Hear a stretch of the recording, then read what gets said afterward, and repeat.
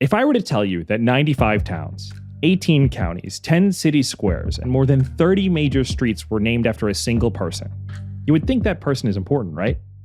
Well, it turns out that one of the major figures of the founding era, the Marquis de Lafayette, has fallen out of public consciousness over the years. He's not even well remembered in France, where he's from, which you'd think would make him more appealing to an American audience. Today, we're joined by podcaster Mike Duncan to talk about his book, The Hero of Two Worlds.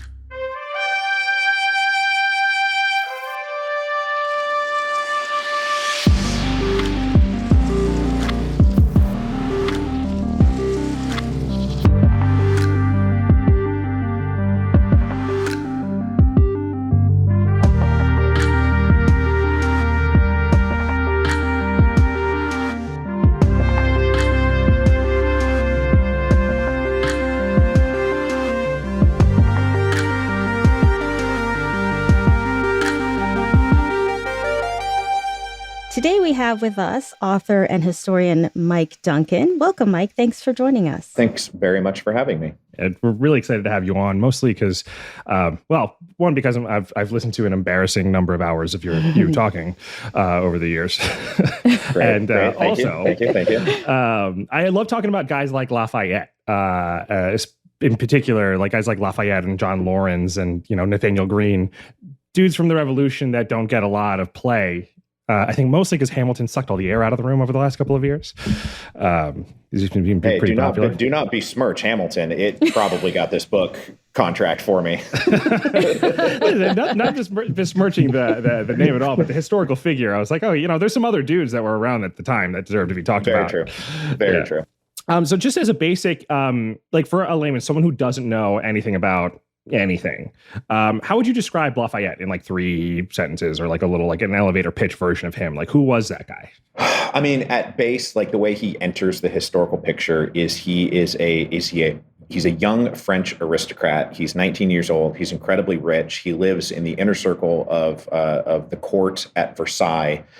He's in the social milieu with Louis XVI and with Marie Antoinette. Like that's his social scene.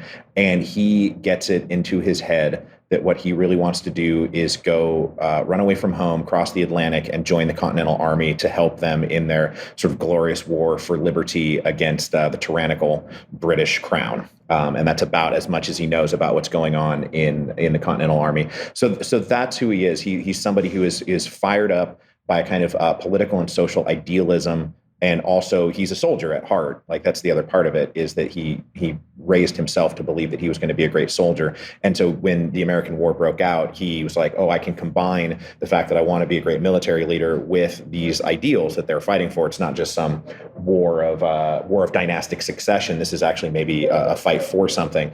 And so I'm going to go join that war. And that's how he gets going. And then he's just in the mix of revolutionary politics for like the next 50 years through the age of democratic revolution. He's involved in everything until he dies in 1834. But he's really basically a kid when he comes over. Isn't he about 19? Yep. He was married and he had a kid, which complicates his fun I ran away from home story, because, it's not just that he was like a kid running away from like his parents, although him and his father-in-law did not get along with at all. And that was part of what motivated him to leave, as he was not getting along with his father-in-law. But he did run away from Adrienne and his daughter, although, him and Adrienne have a great relationship throughout their lives. But in the moment, he's in that halfway house between he's not a child, right? I mean, it's 19, it's the 18th century. So like he's more mature than I think the average American 19-year-old is, but not that much more mature. Right. Yeah, he's a 19-year-old aristocrat. He's only 19 and really doesn't know what's going on. That's so funny. I actually think that it might be a common theme of guys that came over here to find a new life. Like, if I'm remembering correctly, Lynn, Thomas Paine also like just abandoned a family in England. Yeah, Lawrence did. Yeah, Lawrence did too. Mm-hmm. It's not good. I mean, I put it in my book. I was like, this is not good. There, what you're doing here, bro. Not a good look. But it's not a good look. I think it's really interesting. This is a little historical like loop of fate that I find ironic in Lafayette's story. When you mentioned that he didn't get along with his father or his father-in-law, but then or his stepfather, you said, or father-in-law? Father-in-law? It's father-in-law. Yeah, father-in-law. Gotcha. Yeah, because his father tragically passed away when he was young, right? Mm-hmm. Which is ironic, the fact that he passed away fighting in a conflict that was kind of sort of started by the guy he later then came to believe or came to understand as his pseudo, surrogate father later in life. Right. Okay. Yeah. I always found it funny that, he loses his father because of that, gets kicked out of the military because of the reforms that were a result of the 7 Years' War. We've talked about it before on the podcast. Okay, great. How Washington was at the center of a political military conflict that kind of sparked off what became the 7 Years' War internationally. Right.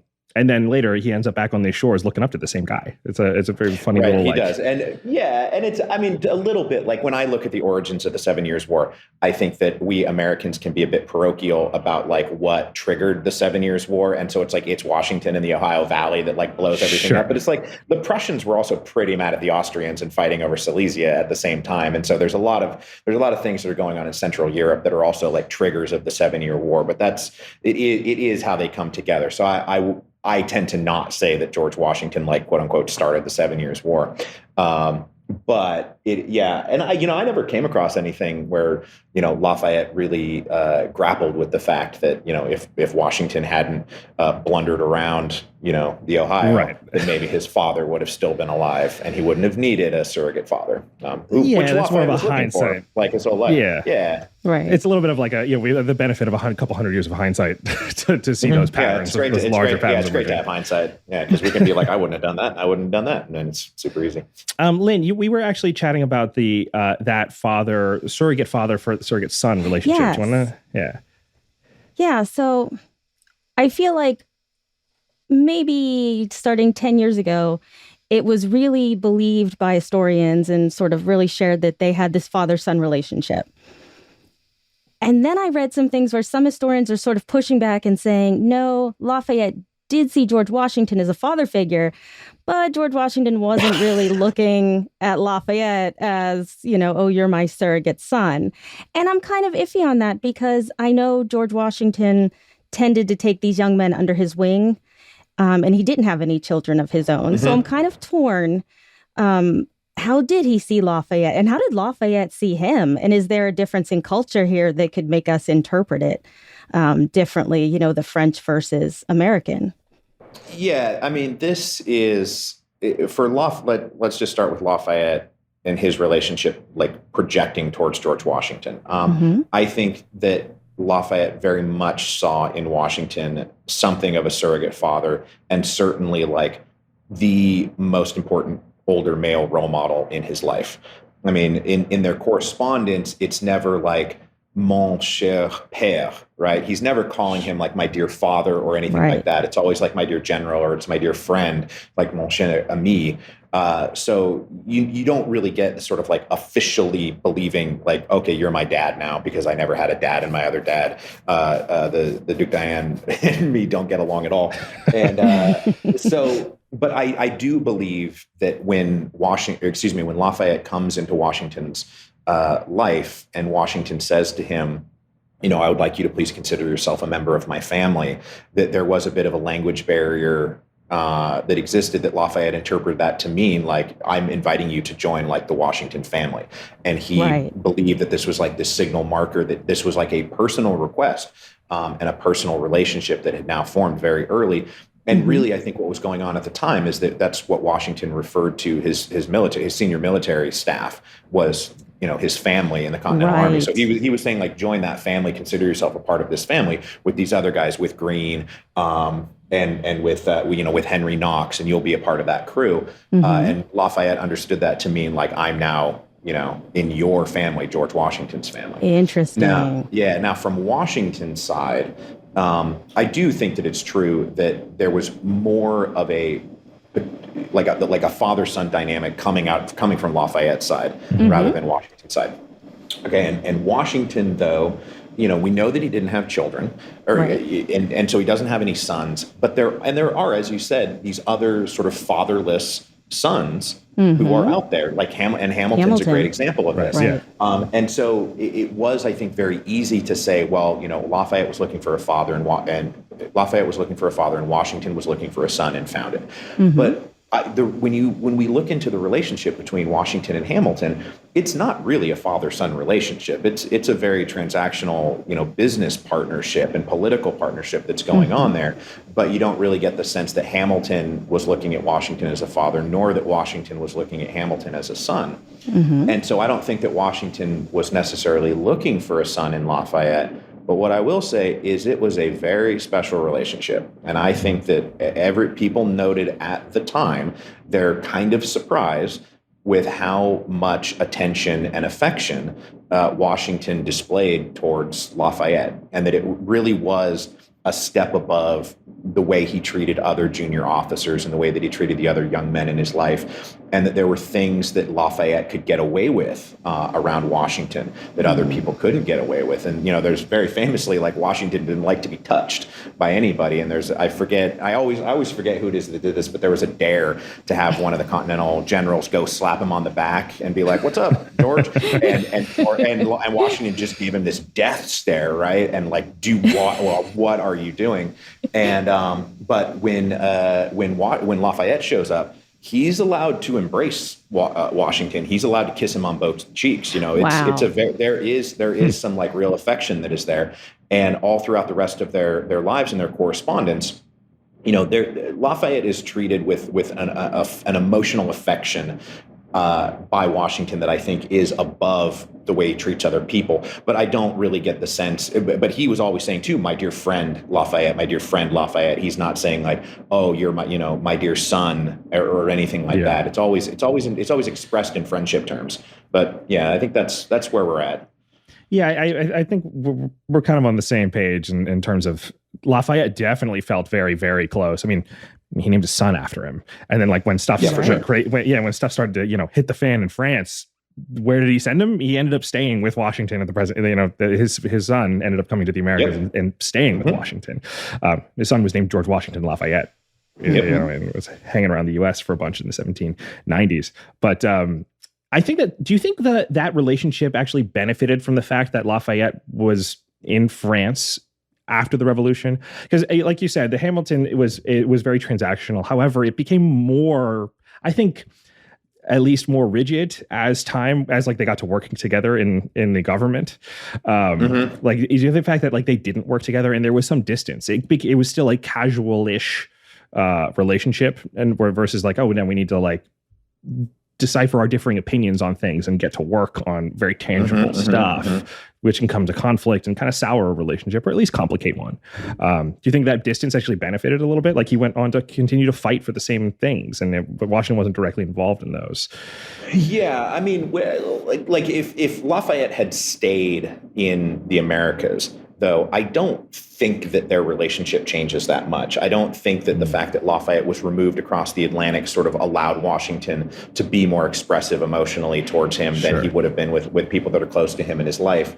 I do think that sort of the patterns of their relationship would have stayed the same, because the times after the war, there's one time basically that Lafayette comes back after the war and stays with Washington, and they're together like morning, noon, and night, like the couple of weeks that Lafayette is staying out in Mount Vernon. And when they parted, like it is a tearful farewell that is going on both sides. Like Washington is crying and Lafayette is crying too. And Lafayette is saying like, but I'll see you again. Like I'll be back like next year or the year after that. Like this isn't forever. And Washington is saying like, this might actually be forever. And it meant a lot to Washington to confronting the fact that he was probably seeing Lafayette for the last time. But Lafayette being over there, I think, you always get the sense that all through the French Revolution that Washington is concerned not just about Lafayette's, role in politics or the things that he's trying to achieve over there and how well things are going, like on the political battlefield. He's also like, my dear Marquis, like, I don't want you to die, please. Like, I'm a little concerned about what's happening over there, and I'm concerned about your personal safety, right? That was always something that was being expressed. So I have a little story that I just have to share about Washington and Lafayette. I worked on the Martha Washington papers. Okay. And one of the letters that is at Mount Vernon is the condolence letter from Lafayette to Martha Washington. And I think it's the only time, it was me and a colleague, I think it's the only time we sat there and we read the entire letter and we had tears in our eyes in the archives because it was so beautifully written. And he does talk about his paternal love for Washington, but also his maternal love for Martha. And it's just such a beautiful letter. And it's one of the things that I think about when I think about Washington and Lafayette, sort of as their friendship. And even if he wasn't a father figure, perhaps mentor might be a better way to put it.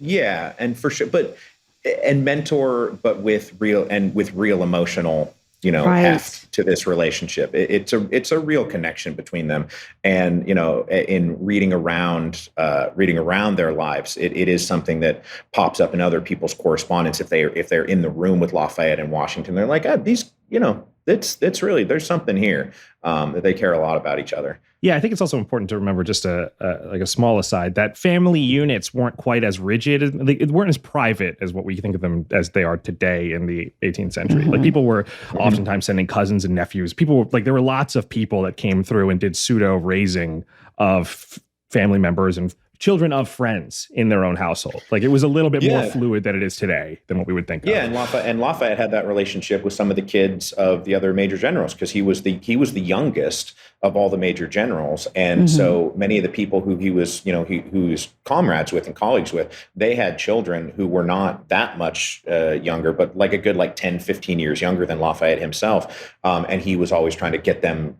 come to Paris, stay with me. You can get a good education here in the center of civilization, not, no offense, and you're in Harvard, this backwoods, like place where you make ministers. Come here to the seat of civilization and we'll give you an actual education, which he did. And he would host people. And he was godfather to many of the children of his comrades, in the same way that I think Washington was for him, which I believe also probably comes from the fact that once Lafayette latches onto Washington, Washington looms large in Lafayette's life right to the very end. To his deathbed, Lafayette is trying to model himself off of George Washington. Yeah, it's actually true. You can see that he's thinking about Washington pretty consistently, even in the throes of the revolutions. My favorite artifact out Mount Vernon is the key to the Bastille that is hanging on the wall that Lafayette sent. Which Tom Paine delivered by Tom Paine. That's a lovely little story. But this podcast is a little bit of on the low a historiography idea, because it's about things that don't end up in the history books or don't end up in the common narrative. And I listened to a couple of interviews that you did about the book, and one of the reasons was to give the Marquis his due. Yeah. Do you see a reason why he might not be part of the core narrative of the American Revolution or the age of revolutions in general? He pops up all the time, and writing letters to all sorts of people all over the world, but is still considered a little bit of a periphery figure, an interesting person from an American revolutionary standpoint, but even in France, not as core to their story. Well, the French certainly don't think he's core to anything. No. They barely even remember him. Right. He's kind of a non-entity in France, which I think the French frankly get wrong. I think that Lafayette is more important to their history than they realize. Although when I would say this to French people, they wouldn't listen to me. There's a couple of French scholars that I think I might agree with you. At least a couple that we've talked to. Okay, they're out there, but in my, I lived in Paris for 3 years when I was writing the book, and it was a lot of who are you talking about, and then I'd be at I was at a library. Oh yeah, very much who are you talking about? And there was a library I went to one time to get some archival material, and they asked me who I was writing about. I said, I'm doing a project that's, a lot of stuff on the French Revolution and the Revolution of 1830. And she was like, what's the subject? And I said, it's Lafayette. And she said, well, of course it's Lafayette. You're an American. You're the only people who ask for these papers. Like nobody else cares about this guy. I will say the only French scholars we've talked to are French scholars of the American Revolution. There's not many of them, but there's a couple there. So like that, it's a little biased. Yeah, because they don't care about the American Revolution like at all. Like it's very much like a minor prelude to the main event, which is 1789 for them, and they don't think much of the American Revolution. They don't. It's ancillary to their story. But to answer your question, right? Like, is Lafayette a peripheral figure in the American Revolution? Yeah, for sure. Like, I would not call him a central part of sort of what happened during the American Revolution. He's in the colorful cast of characters who sort of join in. He's there with von Steuben, and he's there with Kosciuszko, and he's there with Pulaski, these foreign officers that are coming over. And I think that he's sort of slots, and he fills the French slot for the sort of the international cast of characters who join the American Revolution. I do believe that he did play a major facilitating role in making sure that the alliance between the French and the Americans actually was productive.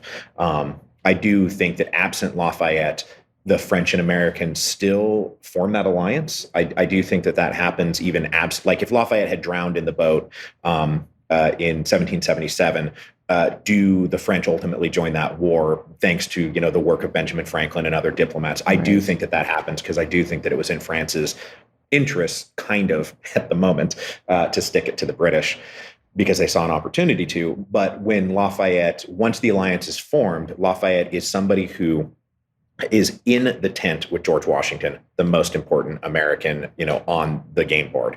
And he has a direct line to Louis XVI, Marie Antoinette, the Comte de Vergennes, is the inner circle of decision-making power in France. And so he is a living direct link. He can write personal letters to these people, and act as a translator and act as a go-between between these Anglo-Protestant colonists and these French Catholic, like aristocratic officers. And I mean, that is some oil and water stuff. Like these are some of the strangest bedfellows that we have seen like in politics in a long time. And Lafayette was there to make sure that the oil and the water got sprayed directly into the face of the British.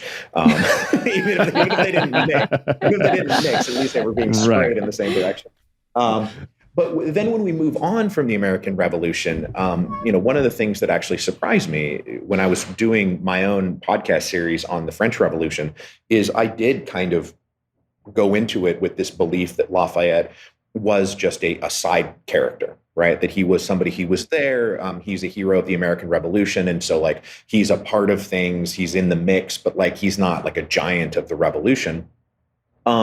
And, ultimately other people eclipse him a little bit, but man, 1787, 88, 89, like the year of 1789 and 1790, like if there's any one person who you would say is most emblematic of this period, who the revolution sort of runs through the most in terms of the ideals that are being professed, the events on the ground, like the way things actually go, like it runs through the Marquis de Lafayette. And everybody understands this at the time, especially once he becomes the head of the National Guard. And he's trying to run revolutionary Paris and maintain order and liberty at the same time.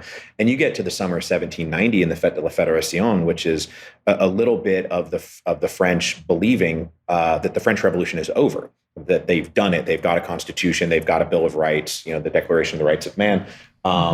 And this is a big celebration of the end of the revolution. And who is literally at the center of this? It's Lafayette. He's the one swearing everybody to this oath. The king is physically, the king is in a platform on one side of the Champ de Mars. The National Assembly is on another side of the Champ de Mars. And in the middle, there's an altar of the nation. And that's where Lafayette is standing. And so now we're in 1790. And from here, he begins to run, events get the better of him. And I'm not sure that events wouldn't have gotten the better of anybody. But yeah, by 1792, he's pitched overboard, and larger sort of historical forces like Robespierre and Danton and Desmoulins and Marat, now they rise and they sort of take over the reins of the French Revolution, and Lafayette is treated as this sort of, reactionary conservative who was trying to defend the monarchy as opposed to being like a progressive, reformist revolutionary force.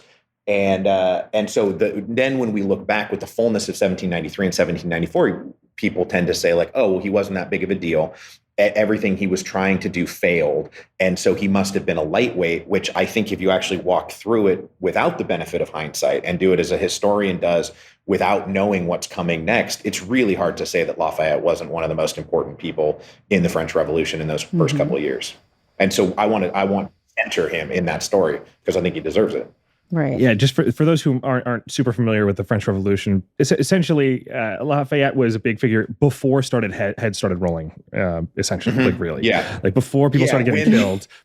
When the head started rolling, that's when he skipped town, man. He was a general out on the front lines because they have now.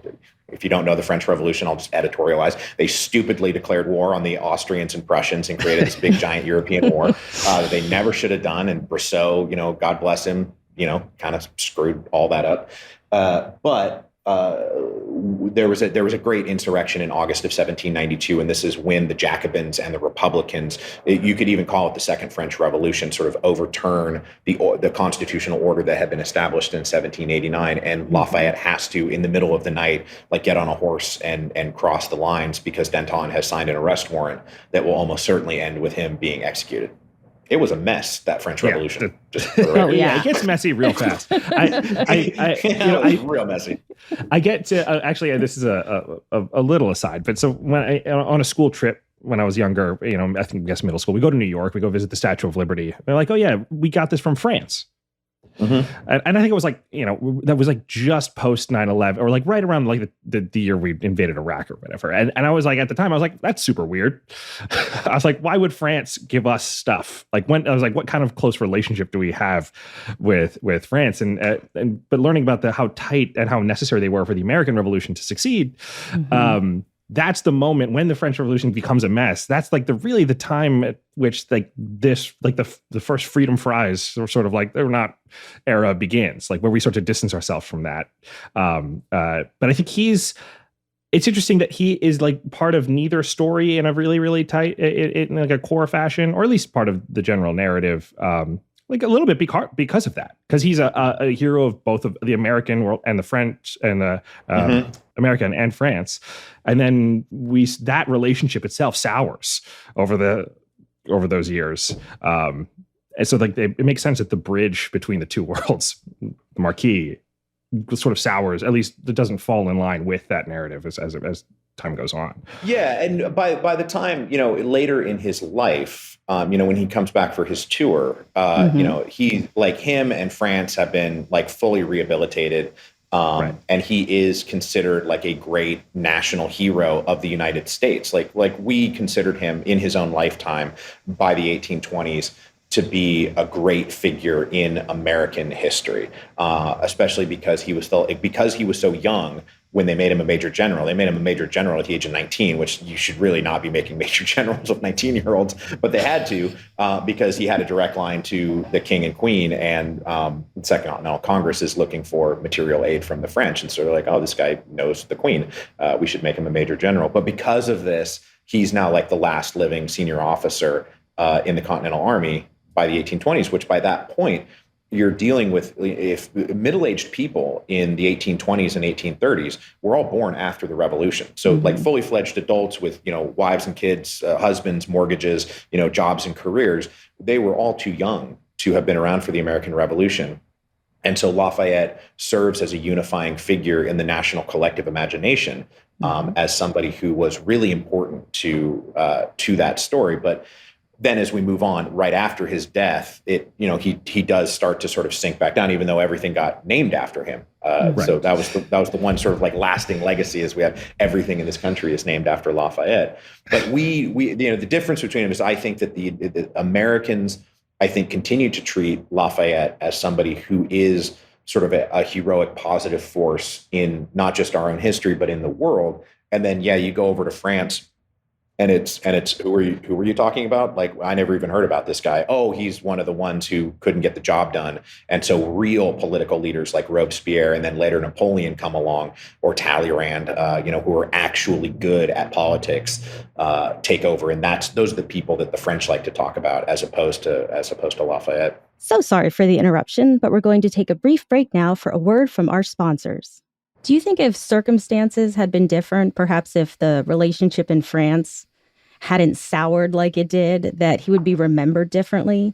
Because we like to talk about history and memory and why people end up being so memorable and some don't. We talk about Nathaniel Greene and how important he was to the revolution, but he died young. And so people don't know about him. And it seems to me that Lafayette isn't as well known as, I mean, this is personal opinion, as he should be. And I'm just wondering, I agree with you. Would he be? Yeah. Would he, do you think he'd be even better known in the US if his relationship hadn't soured in France? Do you think that impacted his global reputation?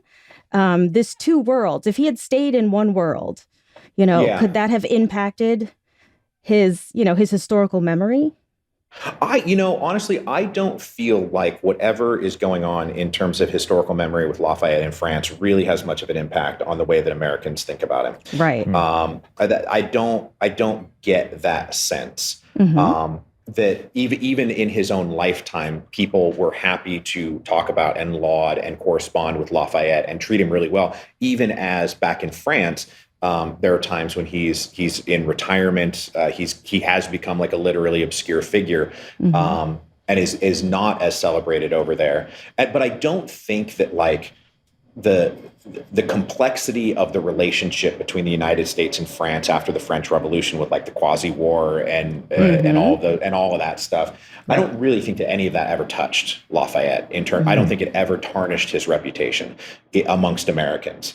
What I will say is that, when all of this stuff is going on, like his intention after he fled the revolution in 1792, really all the way through, he gets arrested by the Austrians. He winds up in a dungeon essentially for 5 years in solitary confinement, which is just like this horrible experience that he goes through. When he comes out the other side of that, he wants to emigrate to the United States. That's where he wants to go. This is where he knows people like him.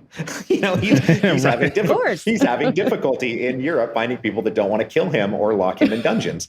And so he's like, I know, I'll move with my family to the United States. And he's openly talking about how he wants to buy property in Virginia near Mount Vernon, but he's getting letters from Washington and from Hamilton saying you shouldn't come right now. And it has less to do with Lafayette as it does with this relationship with France, and also the political dynamic in the United States. We were fracturing and polarizing at that time between the Federalists and the Democratic Republicans, between the Jeffersonians and the Hamiltonians.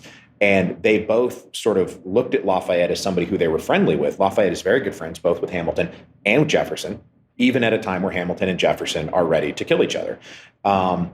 But they're saying to Lafayette, if you come here, what's going to happen is you're going to have to choose sides. And you're going to have to side with the Federalists, or you're going to have to side with Jeffersonians. Right. And they were concerned that would actually destroy his reputation in the United States more than anything else, was getting involved in the parochial disputes that are going on in the early American Republic. And I think that would have done it. I think that he would have a very different reputation in the United States had he successfully immigrated. And I think that the fact that he stayed in France and stayed aloof to everything that was going on in the United States allowed him to remain a national icon in the States that everybody could look to. And so even when he's back in 1824, I mean, you guys know this, the presidential election of 1824 is one of the most like chaotic and contentious presidential elections in American history. This is Jackson versus John Quincy Adams versus Henry Clay versus the guy who had a stroke and dropped out. What was his name? Because Lafayette knew him too. Lafayette knew all four of the guys that were in that race. And when he would come to town, there are these descriptions of like the political figures who the day before were ready to stab each other in the back with poisoned knives, sat around a table together, all toasted the Marquis de Lafayette, and then when he left, they went right back to trying to stab each other in the back with poisoned knives. And this, I mean, it's very vivid language. I mean, thank God some of these guys were trying to like make a buck selling newspapers, so they wrote with like very vivid language that you can then put in your biography of the Marquis de Lafayette, which I did. Right. But you see this all over the place, like at this time, as when all of America is at each other's throats, he can sit down with Jackson and he can sit down with John Quincy Adams, and they will both say, dude, we are so glad you're here. We love you. And I think that happens because he stays in France less than staying in the United States. Yeah, because he never has to get his hands dirty. Right. He can stay above the least here. fray. He's Right. absolutely above the fray. He is Right. aloof and beyond it. And as long as they keep it in the realm of abstractions, right? The nation is great, liberty is great, the revolution is great. As long as you don't get into any, and they never really talked about sort of the real contentious issues in politics at the time, because then he would have had to have taken sides, and he didn't. By that point, he himself didn't want to do it. He wanted to. He believed that he could be a unifying figure. He believed in the American Republic and wanted it to succeed, and believed very early in that tour that this was a role that he could play. That during this hyper-partisan election, that wherever he went, everybody would be reminded, "Oh, right, we're all Americans, and we fought this war." And we succeeded, and the American Republic will hopefully, continue and succeed in the future. That's interesting that you're talking about him being sort of embodied by abstraction at that time, because I do think that even how he reads today, and this isn't talking about your book specifically, just a general understanding of Lafayette is he's specifically talking about like abolition and his dedication to the ideas of liberty and freedom, fraternity, like the stuff that he fought for throughout his life. He comes across as a pretty convicted guy in an era when most dudes sort of were saying one thing and then doing another. Right. He was a bit dim and naive, and so he wasn't much of a hypocrite. Right. I was going to say, like, well, yeah. Do you have any thoughts on his convictions on that stuff, or was he? Yeah. Well, I mean, because when you get into the stuff about like the liberty versus slavery debates, Lafayette, it takes something of a towering genius like a Jefferson. Or a Madison to be able to say like, this is all about liberty, but also I'm a slave owner, to be able to compartmentalize those two things and hold those two thoughts in your head simultaneously and not have them like break your brain. Lafayette couldn't really ever do that. And so he just assumed that, the emancipation of the slaves would be part and parcel of what the American Revolution had been all about, and that it would come. It was coming slowly, and it was coming slower than he wanted it to, but it would eventually come. But I think to the point that you were originally making, Lafayette is somebody who was very savvy in terms of like what we would call like media relations at this point. This is very like, it's not mass media necessarily in the way that we think of it in the 20th century, but he was somebody who was very conscious of symbols, and he was very conscious of really basic sort of like posters, colors. Like, I mean, the tricolor comes from Lafayette, right? He's the one who took the blue, white, and red and put them together. When he's designing the National Guard uniforms, when he is thinking about what sorts of posters are going up in the streets to celebrate things or to promote things, this idea, like putting his portrait above the word liberty, and then having that promulgate throughout Europe and throughout the Atlantic world, like he's very consciously doing this. This is not by accident. I think that he does have a kind of instinctive understanding of the way media works, and I think that because of this, he was happy to be considered a symbol. Right. This is not something that I think was projected onto him. It's not that other people were like, Lafayette is a symbol of liberty. This is something that he himself was very happy and believed that there needed to be like a face to go along with some of these ideals. And he was very, very happy to be that symbol. And as you say, he's in correspondence with so many people. There are Greek revolutionaries and Polish revolutionaries and Italians that are writing him. Simon Bolivar is writing him. And he really, he took a lot of pride in the fact that he was, in a very basic way, in a very symbolic way, the idea of Lafayette, liberty, and equality is animating all of these other revolutions to achieve things that he believed in places where they had not been achieved yet. And so, yeah, he was very happy to live, his private life as an individual, but also very much wanted to be a symbol that was present everywhere, very basic sort of rudimentary symbols across the world. The two worlds, excuse me. Yeah.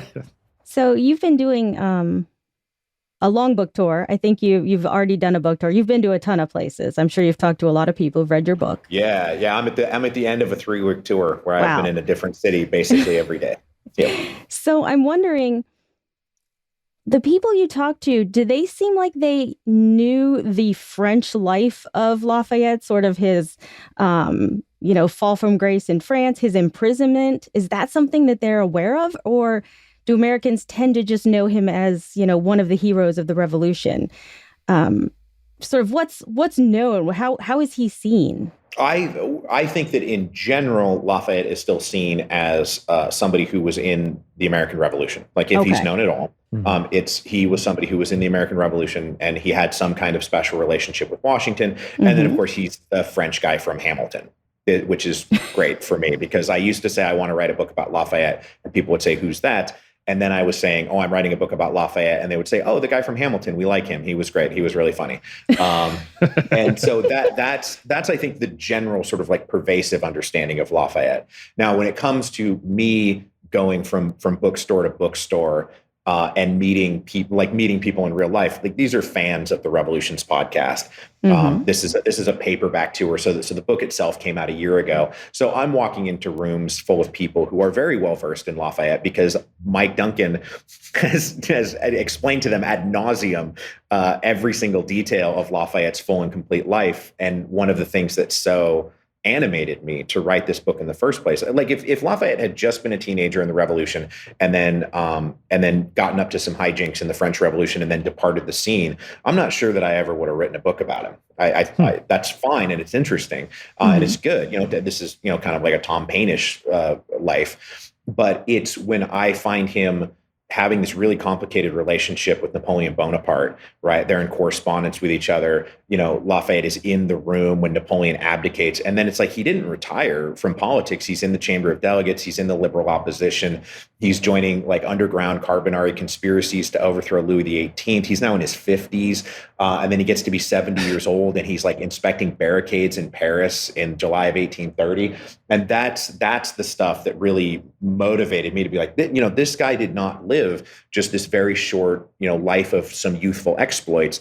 He was involved in this stuff for 50 consecutive years, and he never really stopped. And even on his deathbed, the last letter he wrote, which was to the Glasgow Emancipation Society, who had written him a letter asking him for information about the early days of the abolitionist movement, because Lafayette was one of the few people who was around in the 1830s, who was there in the early 1780s, right, when things get going. Lafayette's involved in the emancipation movement starting in 1782, 1783.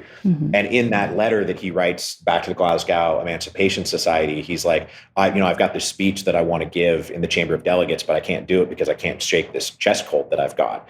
But he was upset that he was confined to a bed, and then he died like a week later. And so this is what gets me. And so when I go around now, and what I hope that Hero of Two Worlds accomplishes, and that the Revolutions podcast accomplishes, is to understand the fullness of his life, not from 1777 to 1792, but from 1777 to 1834. Yeah, it's a long life at a very pivotal time in history where a lot happened.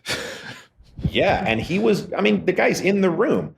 And one of the things that I find appealing about him, though, too, as a person is, as a biographer, I think it's very natural to want to run events through your subject and say events happen the way that they did because of something my subject did. And, this is the agency that Lafayette had in this particular instance, and things would have been very different had Lafayette not been here, because that's what we want to do. We want to explain why these people are important. And there's definitely times in the French Revolution where Lafayette himself is a pivotal figure. But I find it very relatable and human, that there are lots of other times where he himself is being swept up in events, and he's being carried along by events that are beyond his control. And so he's not like a Napoleonish figure or like a Julius Caesar figure where, you can really say this is a capital G, capital M great man where history runs through him and everything that he did makes the world. That's not true of Lafayette. He was there. Sometimes he was pivotal. Sometimes he was being swept up. Sometimes he was on the sidelines. Sometimes he was the center of attention. And I find that to be something that's quite appealing about him as a historical figure, because I think it's a very true for all of us, that this is the way we live. Sometimes the things we do matter in the big picture. And sometimes, I don't know about you guys, but I feel like I am being caught up in events that are far beyond my control. Yes, more often than not. Yeah. Yeah. The reality is it's probably a little bit of both, depending on what time and what's going on at the time. And exactly, that's a great point. He's a great example of that. Yeah. So it was really fun to get to write. It was really fun to get to write about him in that way. So in being a little less secretive about our historiography, about this being about historiography, do you see anything in the current understanding, viewpoint, beliefs about Lafayette that sort of reflect anything in our current day society? We always look at, in historiography, you look at what we study and how we interpret history and how that comes from, our specific generation, our specific era.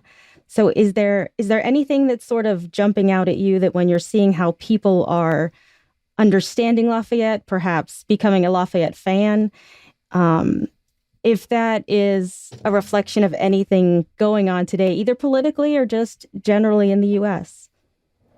Well, okay, so the United States is a bit of a mess right now politically. I think we would all agree on that. Yes. A nice thing, though, to keep in mind is that the United States has always been kind of a hot mess politically, and that it's true. That if you're sitting there and you're reading about like one nice thing, a very basic thing about reading about a guy like Lafayette is you're back there in the 1820s and you're like, oh wow, people were practically taking up arms. If Jackson, they have an encounter with some Jacksonians in Pennsylvania that were saying like, we will take up arms if our man loses this election. So what we're living through right now is not like a break with a historical norm. This is pretty par for the course for us. We've always been a bit mad politically. But what I see, there's a couple of things. There is the business about Lafayette being this symbol for like liberal ideals. Right. And I do think that there is a certain degree to which Lafayette represents the core founding principles of the United States. Mm-hmm. And he did that on purpose. This was a conscious choice that he made. He wanted to be associated with it on that level. So he maneuvered in the direction of the United States. And I think the United States kind of adopted many of the things that he wanted. It was a very symbiotic relationship. But having constitutions, having elections, participatory government, civil rights, like these things mattered a lot to him. And they should continue to matter a lot to us today. I think personally, whatever we do as we go forward to kind of like resolve and hopefully, work through what we're living with right now, is that we won't pitch overboard those kinds of civil rights, because I do think that they are essential to a free society. And Lafayette believed that they were free to an essential society. And what's nice about Lafayette is you also get the critique of slavery and race relations in the United States. He is not somebody who was blinkered about that stuff. When he said liberty and equality, I do believe that he meant liberty and equality. That it wasn't enough to just have it be liberty and equality for white property owners, that it should be for everyone. And so I think that he is like a living symbol of that. What I take away from him and one of the reasons why I look to him, say as a role model, as somebody you can laud, is that Lafayette is not somebody who believed in providence or the force of history as something that was going to take care of the things that needed to be taken care of. Right. He was a social reformer. He was somebody who was he was a bleeding heart. The guy's a bleeding heart liberal. And when he would encounter injustices, when he's told, these peasants are starving, he's like, let's start a grain silo. When he's like, these prisons are in disrepair and they are horrible, he's like, we need to reform the prison system. Protestants are basically they are illegal in France. Okay, we need toleration for the Protestants.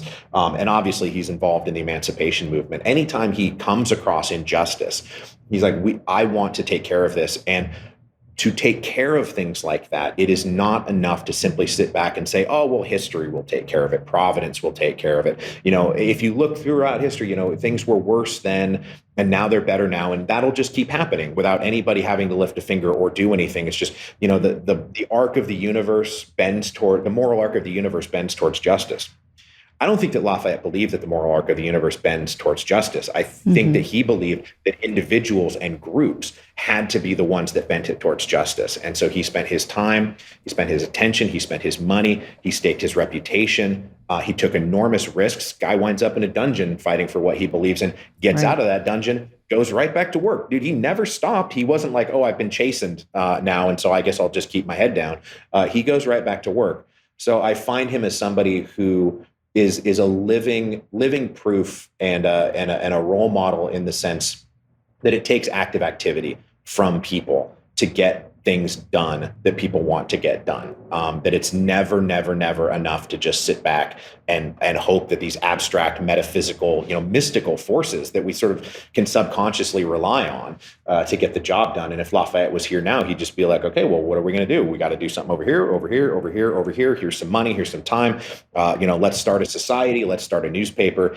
And that is how he would take care of the social problems that's how he took care of the social problems in his age. And I think how he would want us to take care of the social problems in our age. And so I feel different now, having written all this stuff about him. Like when I look at my own role in the United States in the 21st century and things that I see that I think we're not doing well, is it enough for me to just be like, no, it'll all resolve itself? No, we should get involved in these things. We really should.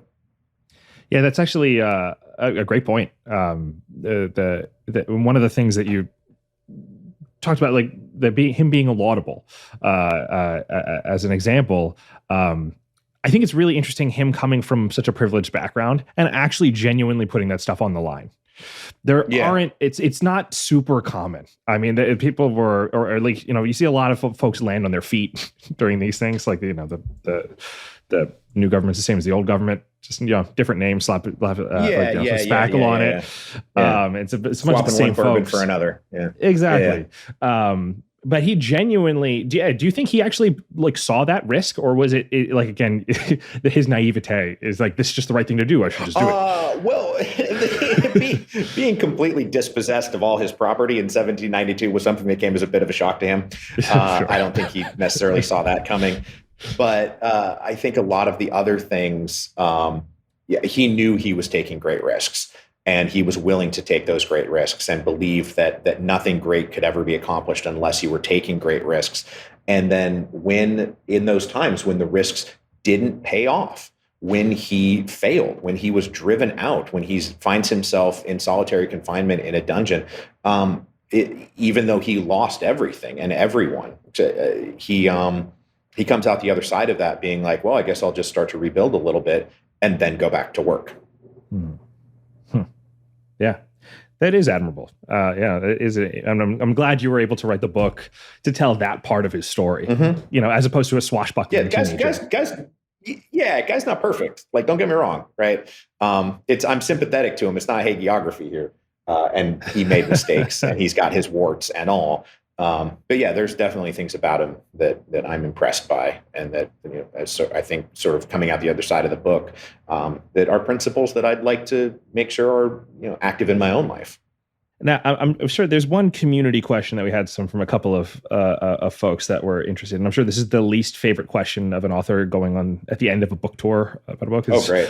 What you got? Anything in the docket that you're interested in? Like what's on the future horizons for Mike Duncan? Oh yeah, I definitely have lots of things on the docket, and I'm not saying what any of them are because I got to keep it close to I got to play it close to the vest to make sure that they actually happen the way that I think that they're going to happen, instead of promising things that I don't deliver on. I have done that once or twice in my career, and I will never do it again. Fair enough. That's smart. That's smart. Mm-hmm. Yeah. So, touch the stove 3 times. I might start to learn my lesson. Not the first time. Not never the first time. But like 3rd time, I'm like, oh, that stove's hot. I shouldn't touch that anymore. So do you have a favorite story about Lafayette, either funny or inspiring?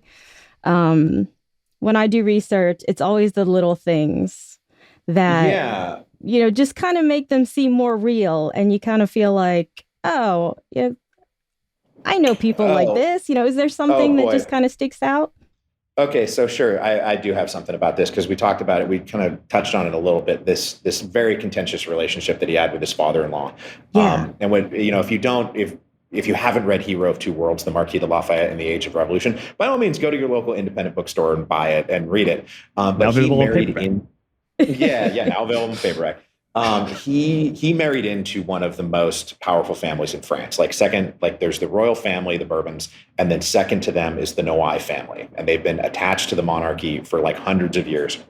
Lafayette marries into this family. He marries Adrienne. And he is kind of a disappointment. He doesn't fit in at court. He is kind of a bumbler. He doesn't dance well. He's not really good at getting along in society. And so his father-in-law becomes progressively less enthusiastic about the fact that this guy has married into his family and married his daughter. And when Lafayette gets it in his head that he's going to run away from this scene that he is very, very uncomfortable in and join the Continental Army, there is a number of weeks, really, where he's kind of on the lam. He's disappeared. He went off to Britain. He came back from Britain. He completely dropped off the radar. Wrote a couple of letters to his father-in-law and to Adrienne saying, guess what? I've joined the Continental Army. I've got a boat waiting for me in Bordeaux. I'm heading there now. I'm sailing away and I'm doing this. This causes like this huge, just like massive uproar in Paris and in Versailles. He's kicked up a lot of dust on his way out the door. They don't know where he is. The king is sending out people looking for him. There's a lettre cachet that has maybe been issued by the king for his arrest. And what he is ordered to do by the king is whenever they find him to go from Bordeaux to Marseille. And in Marseille, he will be met by the Duc d'Ayen, who is his father-in-law. And they will go on a 6-month tour of Italy together, where Lafayette will be basically broken. Right. This is his punishment. Like they will, and Diane will keep an eye on him every single day, and they will go from town to town, and Lafayette will be stuck on this 6-month vacation through Italy with this guy who doesn't like him. And so he talks himself out of this. He's like, I'm not going to Marseille. I'm getting on the boat. I'm getting on La Victoire. He sails away. And so then the first letters that kind of show up in Lafayette's collected correspondence are the letters that he was writing on the boat on La Victoire back to Adrienne explaining what's going on. And it's just like he was on the boat for weeks. And so there would just be like a different date, like when he sort of picked up the letter and then he mailed it when he finally got to Charleston. But in that, what we find, there's this great question: why did Lafayette go join the Continental Army? Was it his idealism? Was it wanting to get revenge on the British for killing his father? What exactly is it that's motivating him? On the boat, when he's writing to Adrienne, he's saying things like the idea of spending 6 months with your dad in Italy so intolerable that there was nothing I could do but leave. Like, I'm sorry, I had no other choice. Can you even imagine how torturous that would have been? This is what was on his mind when he first sails away from Bordeaux. And I was reading that, I was like, oh, I get it. The later you get these sort of like autobiographical essays that he writes in like the 1820s and 1830s, where he was like, oh, I was so revved up by the idea of liberty that I just had to go join my brethren in the cause of all mankind. And you're like, dude, you just didn't want to hang out for 6 months in Italy with this guy you didn't like. He wanted freedom from his father-in-law. He wanted freedom. He had to get freedom, but freedom from who? Freedom from the Duc d'Ayen, because he's just living under the terminal disappointment of this grand French noble as you're sitting around in Naples. He just couldn't stand the idea. I love the fact that was his that's his punishment. They're like, listen, we could really throw him in jail. We could do something or whatever. We could publicly embarrass him. No, we're just going to send him, put him in a carriage, and ride to Italy, and expect him to show up to leave for that 6 months. That's very funny. Yeah. Mm-hmm. That's very funny. That is fantastic. Very relatable. Well, thanks so much for taking the time to chat with us today, Mike. We both really enjoyed the book. Thank you. I'm really glad that you wrote it. Obviously, I'm a big fan of your podcasting career. Hope there's many more podcasts. There will be more. I mean, I was real cagey about what I'm going to do, but like there will be more stuff on the horizon. Podcast. There will be another podcast that comes along. Thank you so much for being with us. Yeah, thanks so much for being here. Hero of Two Worlds is available on paperback. The link is in the description for the episode description if you would like to check it out. Mike, if people wanted to follow you on social media or keep track of what you do, where should they go and find you? Don't be on social media. What are you doing, guys? Come on. Oh, you tweet all the time. I know I do because I'm addicted, sir, and it's not good. Do as I say, not as I do. Exactly. No, I am at Mike Duncan on Twitter. I'm not on Facebook or Instagram or anything owned by Zuckerberg, but I am on Twitter. I make some in weird small distinction between those two things, even though there's no distinction at all. And then I'm also at, there's revolutionspodcast.com, and any place that you can download podcasts, you can get either Revolutions, which is ending right now. Like the show is about to wind up after 9 years of work. It's ending now. And you can also find the History of Rome, which is my first show. If you want to dive back into Roman history, you can spend 189 episodes with me talking about 1,000 years of Roman history. Yeah, so there's plenty out there. Thanks again, Mike. So much out there. Oh my God. Thank you, guys. Thank you. Thank you for listening to the full episode of Too Complicated for History. We hope you enjoyed the episode, and if you did, please leave us a review on Odyssey, Apple Podcasts, Spotify, or wherever you get your podcasts. Be sure to follow us on our social platforms at 2C4H_podcast, or check out the link in the description. This will keep you in the loop for show updates, new episodes, and exclusive content. See you in 2 weeks for our next episode about the Great Dismal Swamp with Marcus P. Nevius. Too Complicated for History is a podcast from Primary Source Media, produced by Patrick Long and Lynn Price Robbins. Edited and mixed by Curtis Fritsch. Opening theme music by Sheena Biratello.